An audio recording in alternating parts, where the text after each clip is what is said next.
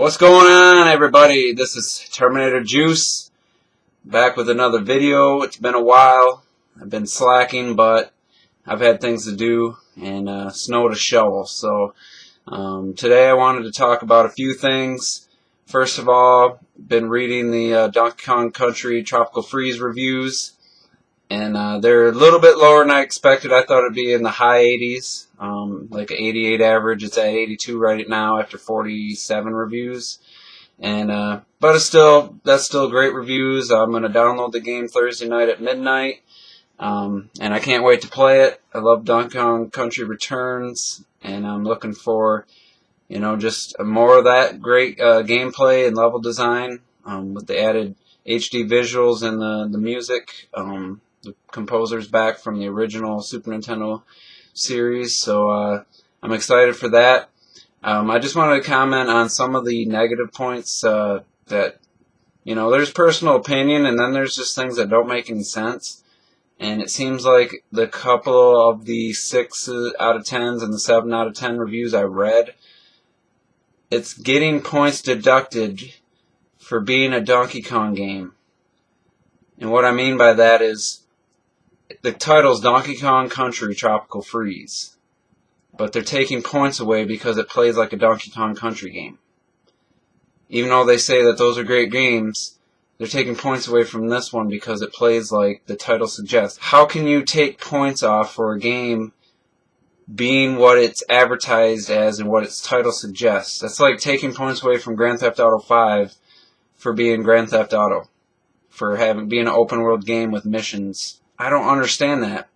Just a more intelligent thing to say, or something a little bit more, takes a little more thought, would be to talk about how Retro claimed that they just had so many ideas left after Returns that they just wanted to make another game so they could implement a lot of those ideas that they didn't get to put into Returns.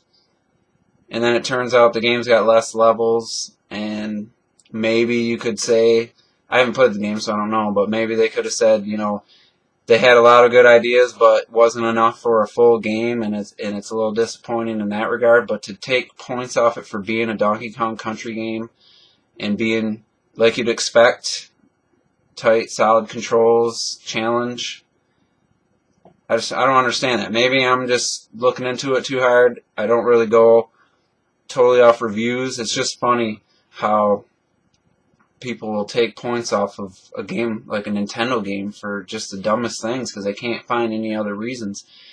2 people out of the 47 reviews called the levels and the visuals dull, and all the other reviews talked about how everything feels alive. The levels they're just constantly moving, and any 2D platformer compared to this game just feels lifeless and boring. So 45 people thought the levels were just full of life, amazingly interactive, like stuff going on, stuff to keep your attention, like beautiful, animation. But 2 people said it's dull. And it's like, how can it be so different?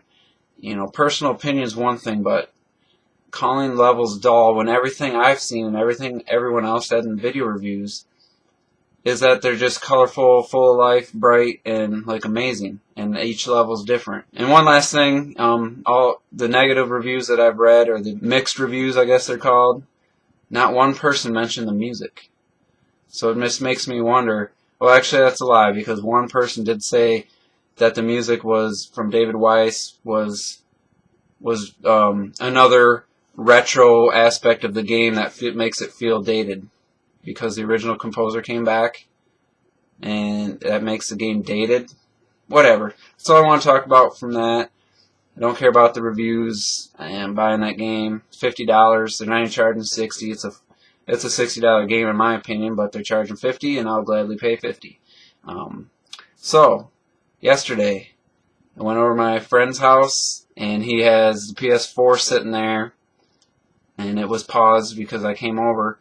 And we started talking about Mario Kart, and he hadn't seen any trailers or anything for it, so I was going to see what he thought. I was going to show him some Mario Kart 8 trailers, and so I grabbed his controller, went back to the home menu, and there wasn't a YouTube app, so I said, well, where's the PlayStation Store? So then you scroll up to the top and to the left, and I'm already just annoyed by having to use a D-pad to navigate a menu. I'm so used to using a touch screen. It's just that right there hit me. Go to the store, go to apps, and it has like, I don't know, 9, 10 apps tops.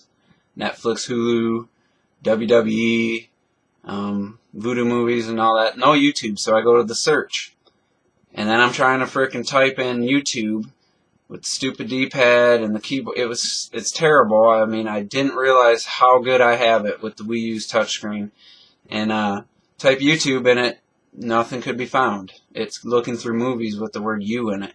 Y-O-U. So, okay, back out. I was like, alright, I'll go to the internet browser. And I could not get the thing to zoom in. It was like zoomed way out, tiny text. So I had to go to the top with the left analog stick, click on the address bar, and then I had to click on the URL bar, and then I had to like move over 2 spaces to get to it to bring up the keyboard. Go to youtube.com, and this, I mean, I'm already 3 minutes in trying just to get this address typed in, and go to YouTube. Then I have to search for Mario Kart 8, and then I find the video I want, and I click on it, and after about 5 to 10 seconds, tells me you need Flash Player to watch this video. So I'm like, so then I back out again, and I see IGN App, downloaded that, took about 2-3 minutes. Go to the IGN app, go to the search by games, type Mario Kart, and it says no results are found, or no games found with that name. It's only Sony games. It's like IGN agreed to have this app on the PS4, but you can only search for Sony games. Or third party, a game that's on the PlayStation 4, or PlayStation 3. I didn't go that far into it. And I just backed out, and I looked right at him. I said, dude, this is embarrassing. I spent 10 minutes trying to find a Mario Kart 8 trailer. I was like, on the Wii U, YouTube app works perfect. Then if I want to use the Internet Explorer to watch YouTube, that works. I could go to the eShop and watch a trailer, obviously, because it's a Nintendo system, but I just looked at him and said, dude, this felt like I just took a step backwards using this controller, this interface, and this operating system. And he didn't have much to say. He tried to say he didn't mind it, but he doesn't do anything other than play Battlefield 4 and Netflix. That's all he uses the PS4 for, and he's had it since launch. But I just wanted to share that story with you guys because, you know, you look at the visuals of like the Order 1866 or 86, whatever it is, Killzone, and you're like, you feel a little envious of the visuals. And then I get the controller in my hand for like the 3rd time, and it's a great controller. But then it's just like, as a Wii U owner, it feels like I'm back in the 6th or 7th generation. It just, even the Wii remote and the pointer system works so much better for typing. The frickin' Wii, the original Wii had a better Internet Explorer, or Internet browser, I should say. And it's just a shame. It's a shame that the PS4 is that limited. It's such a basic menu. It looks like my Blu-ray player's menu. It has no personality, no pizzazz, and not even all the functions that I'm used to. You know, yeah, the Wii U doesn't have voice chat, like a general voice chat, other than Call of Duty and a few other games.